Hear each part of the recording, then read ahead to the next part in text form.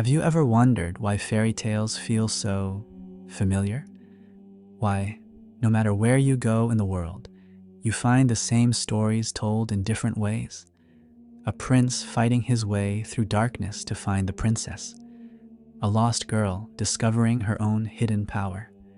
A kingdom that must be restored. These stories aren't just entertainment.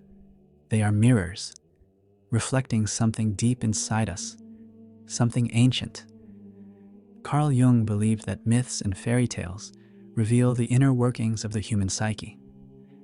His student, Marie-Louise von Franz, took this further, showing how the figures of the tar prince and the princess represent something far more personal than we might think. They are not just characters. They are parts of us. The prince, a symbol of action, reason, and willpower.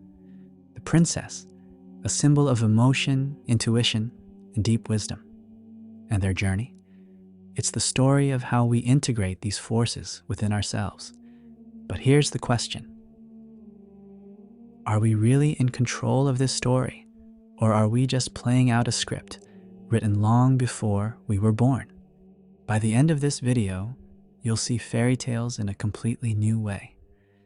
You'll understand what they reveal about the hidden battle inside you, and, more importantly, how to bring harmony between these two forces. Because this is not just a story about heroes and heroines, it's a story about you.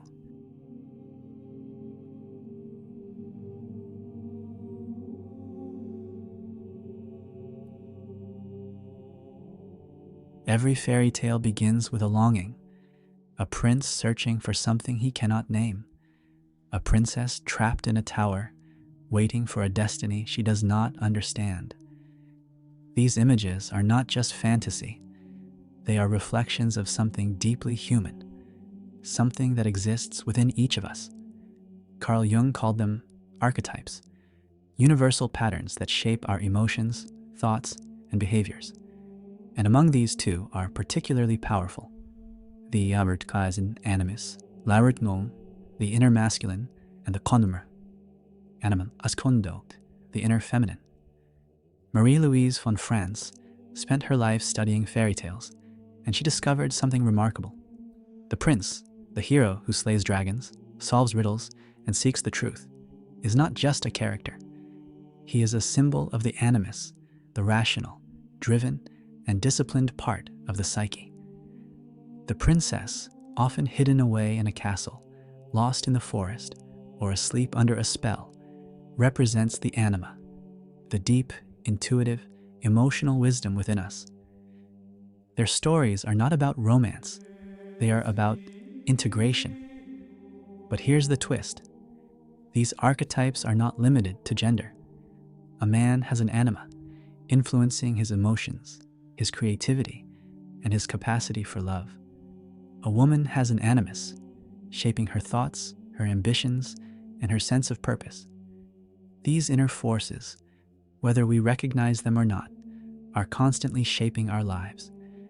And when they are unbalanced, the consequences are profound. An unchecked animus can make a woman overly rigid, critical, or disconnected from her emotions. She may rely too much on logic, dismissing intuition as irrational.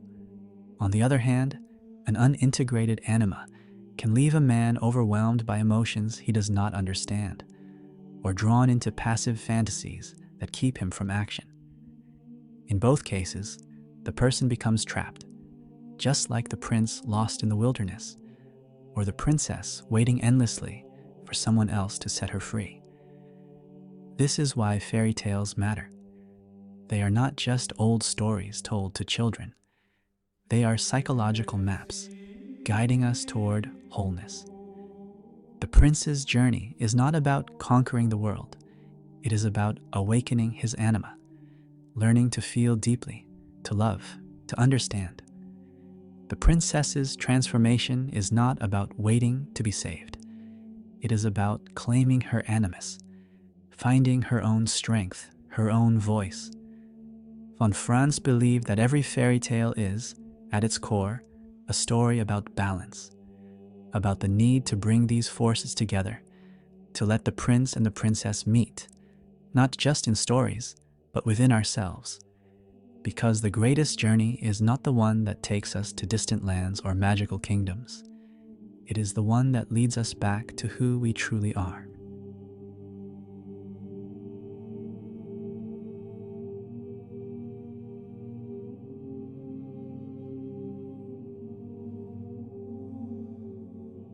We like to believe we are in control of our thoughts and emotions, that our decisions come from logic, reason, or perhaps intuition. But deep beneath the surface, there are hidden forces shaping our perceptions, desires, and reactions. Jung called them the anima and animus, the unconscious masculine and feminine within us.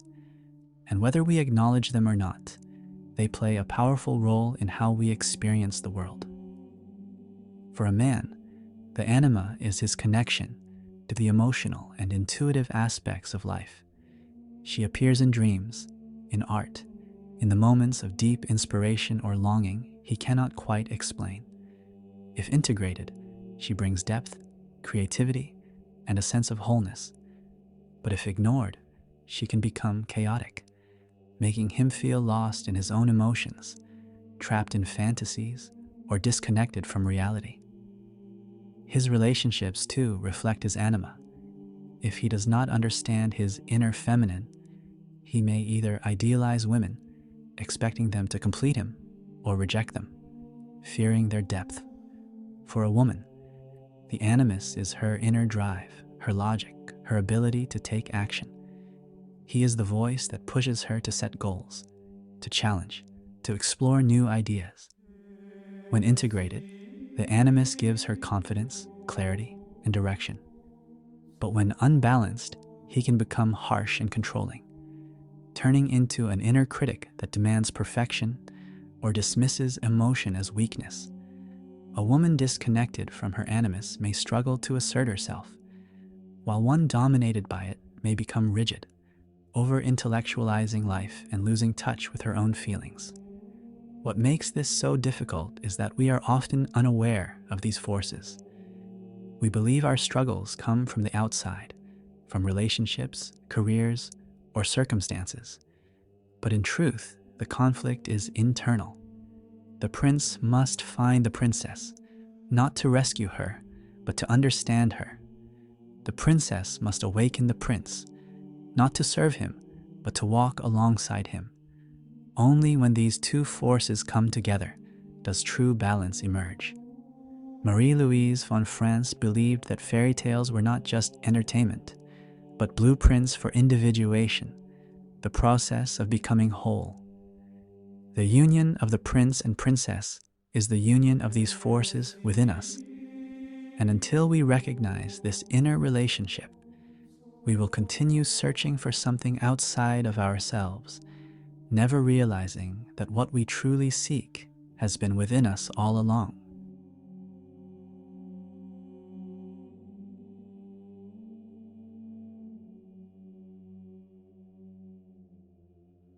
Imagine a child hearing a fairy tale for the first time, eyes wide, heart racing, hanging on to every word. There is something about these stories, about a hero lost in the dark woods, a princess under a spell, a kingdom waiting to be restored, that speaks to us on a level beyond logic. We don't just listen to fairy tales, we feel them. Marie-Louise von Franz believed this was no coincidence. To her, fairy tales were not just entertainment, but psychological maps, symbols of the journey every human being must take. The prince's battle against monsters, the princess's awakening, the trials and tribulations along the way. These were not random events. They were metaphors for the struggles within us. The unconscious mind does not communicate in words, but in symbols, and fairy tales are the purest expression of this symbolic language. Take, for example, the story of Sleeping Beauty. On the surface, it's a tale of a cursed princess and a prince who wakes her with a kiss. But what does it really mean? The princess, trapped in sleep, represents the anima in its dormant state, untapped intuition, creativity, and deep emotional wisdom locked away. The prince's journey through the thorny forest, facing dangers and uncertainty, is the animus struggling to find clarity, direction, and purpose. The moment he reaches her, something profound happens. The kingdom awakens, because when the masculine and feminine meet, not in opposition, but in harmony, this is why, no matter the culture, these stories persist.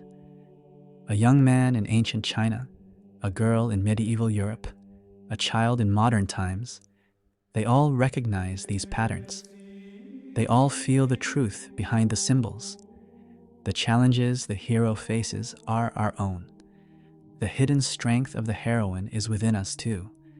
The battle between light and darkness, chaos and order, hesitation and courage, it is the same battle happening inside our minds every single day. When Franz argued that fairy tales hold answers, modern psychology is still trying to articulate.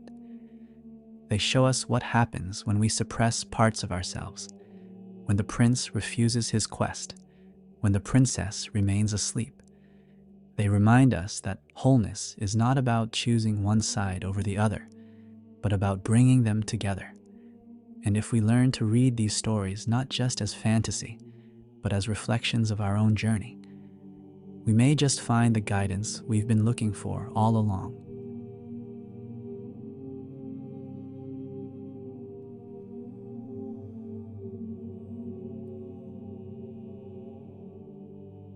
We like to think of fairy tales as stories for children, simple, magical, and far removed from reality. But what if they were something more? What if they were, in fact, instructions? A hidden wisdom passed down through generations, teaching us how to navigate the most profound challenge of all, becoming whole. Marie-Louise von Franz believed that the key to psychological growth lies in the integration of the anima and animus, the meeting of the inner masculine and feminine. This is not about gender, it is about balance. A person who ignores their anima may become rigid, overly rational, cut off from emotion and creativity. Someone who rejects their animus may feel lost, unable to take action, forever waiting for life to happen to them. True individuation, the path towards self-realization, only happens when we bring these forces together. So what does this mean in everyday life? It means recognizing the parts of ourselves we have neglected. The man who dismisses emotions as weakness must learn to listen to his feelings, to trust his intuition. The woman who doubts her ability to take action must cultivate her inner strength, learning to assert herself with confidence.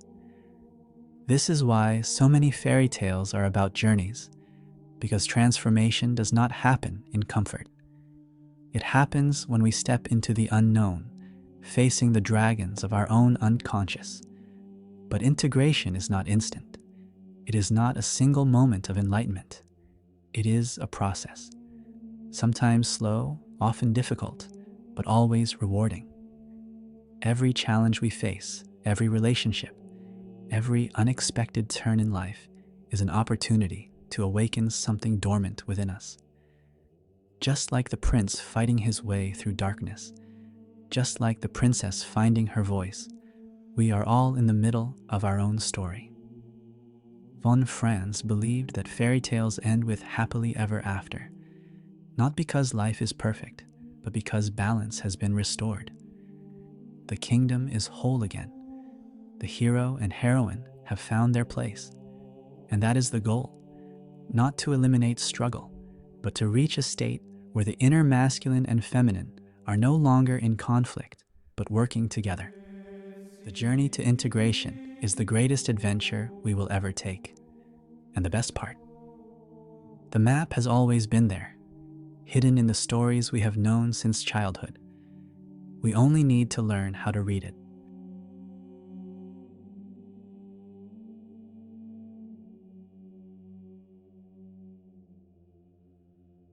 Think back to the fairy tales you loved as a child. Maybe it was a prince on a quest, a princess awakening from a deep sleep, or a kingdom lost in shadow, waiting to be restored.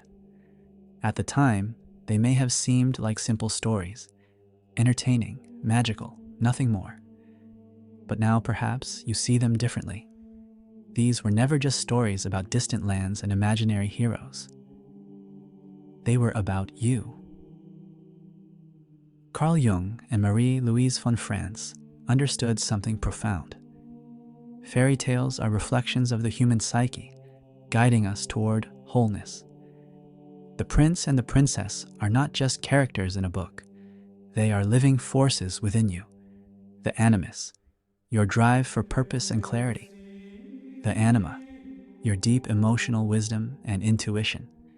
And their journey, full of struggles, transformations, and revelations, is the same journey you are on right now. The real question is, will you take up the challenge? Will you recognize the parts of yourself that you have ignored or suppressed? Will you embrace both strength and vulnerability, logic and intuition, action and reflection? Because the greatest fairy tale of all is the one unfolding inside you.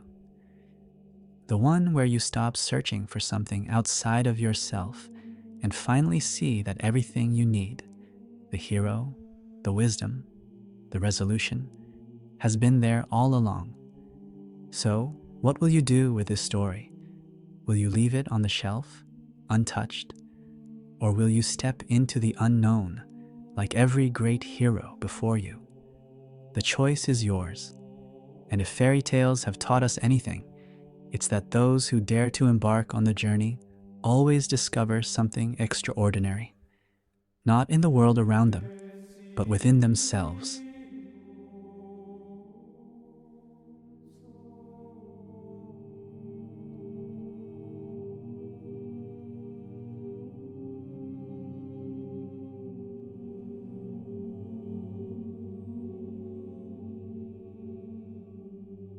If this journey into the hidden wisdom of fairy tales spoke to you, imagine how many others are still searching for these answers without even realizing it. Help bring these insights to more people. Like this video, subscribe to the channel, and share your thoughts in the comments. Which fairy tale has always fascinated you? Do you see these archetypes playing out in your own life? Let's keep this conversation going. Your perspective might be the key that helps someone else on their own journey.